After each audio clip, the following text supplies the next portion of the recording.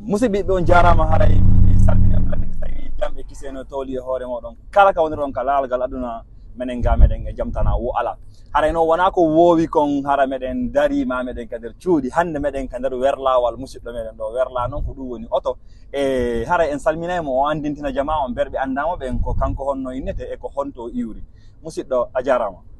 jarama aray ko mi wiyete Ibrahima ko yettorema ba kindia mi kono ko Janas ɓe wiyata janatal deuxiéme unité ok Ibrahima Ba ko jana on kindiyaɗon ko ɗon woni tigi tigi ka jeeɗaɗon ka mawɓe maɓen ko honto e fuutare ndin iwri ɓay kindiya tigi tigi ko nder Fuuta on jeeya kono ɓurɓe ɓen haray meɗen andi ara wona woɓɓe goo ko Mamum woɓɓe jama Telimile wona woɓɓe ara ko Labbe onon ko kindiyaɗon jeeɗon kindiyaɗon men aru biran ko ɓe pita ɓengan ko ɓe gomba donc min basi kindiya ɗon ok awa haray musidɓe men ɓe gomba ɓe pita e kala ka wonirɗon kalagal aduna haray men salmini on men lande kisi tawi jam e kisi no tooli e hoore moɗon haray Mody Ibrahima ko adi kon taw min weltaniki on ko wernuɗon men kon e ko jaɓuɗon kadi meɗen ɗowtude on ka onno ka guesa moɗon woni ka golle moɗon e min andora kadi saare monɗen ka wonɗon ɗo ɓay wona kamen woowi arde ni haray si feƴƴi ɗon Allah waɗi min faala en ɓeydodirɗo seeɗa e fi pihum ko anda hoore ma hino tampini e jama on buyi iɗe yi'ude ɗum ɓayi hande joni itti duuɓi hiɗen ka nder leydi annasarayankoɓe ɗo woni Italie ɗo komin faala yen ɓeydodir e fi muɗum onon sengo hakkille moɗon ko honɗum tamƴini ɗon sukaɓe hande ɓen ɓe accay jiwɓe men fulɓe wonɓe gaɓen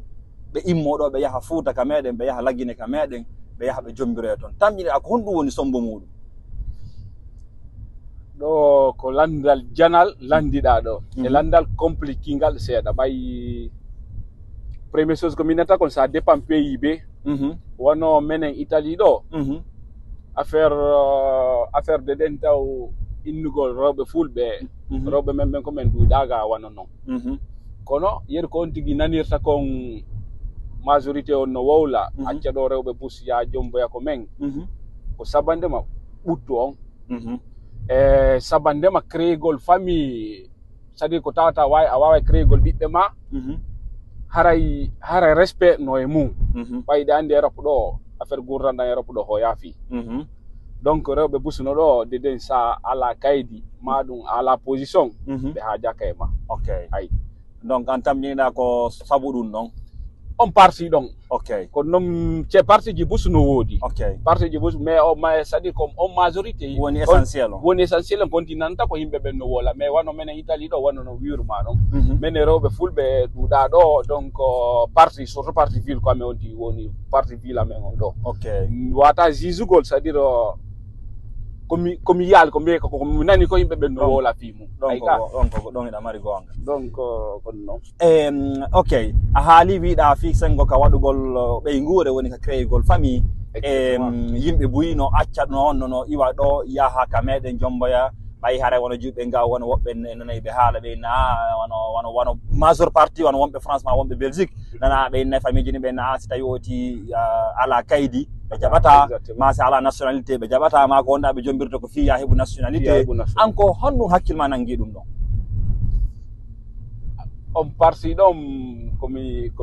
wata wigol c'est à dire goɗɗo no hiɗa wawi hiɗugol goɗɗo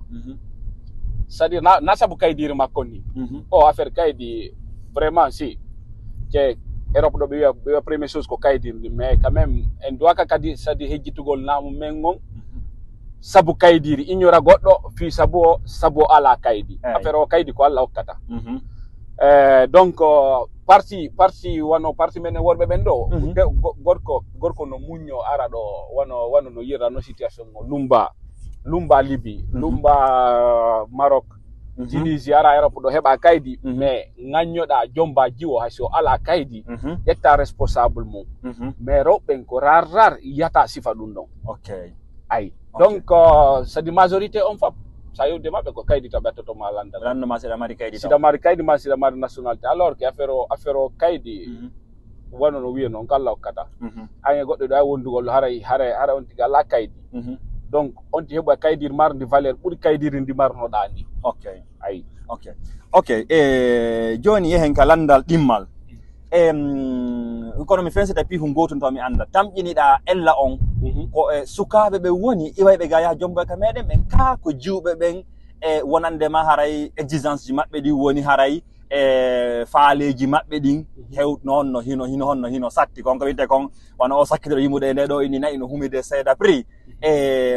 haray ber rewɓe wonɓe ga ɓen prix ji maɓɓe ɗin no satti woni ɓay ɓe nayi joni ma haray ma heɓa kaydi tamƴiniɗa ko saabu ko sukaɓe ɓen ko hulirta kon ko fi ɓay haray ɓe landototi kaydi ka harande wondeji kadi no wawi wonde kadi saabu needi ndin saabu ɓay ɗen andi ga woɓɓe si ne'ama janɗi ga haray yeehi ha saygo ƴettay comportement ga on wono woɓɓe ɓenta min simi heeɓi ɓiɗɗo goto haray mi accirini hara noon nene maɓɓe no jiidi 1 sappo e tato ma hara ɓeynema kamɓe siko ɓe jombama ko kamɓe tun noon hara baɓe maɓɓe no mari nayo ma jowo noon no mari tato ma nayo acci hakke de mi falju nani e ko tamƴiniɗa ɗum ɗon kadi no tawa nder toon ka an on ber ko anduɗa kon ko fi kay ndin tun kon ɗo woni ella on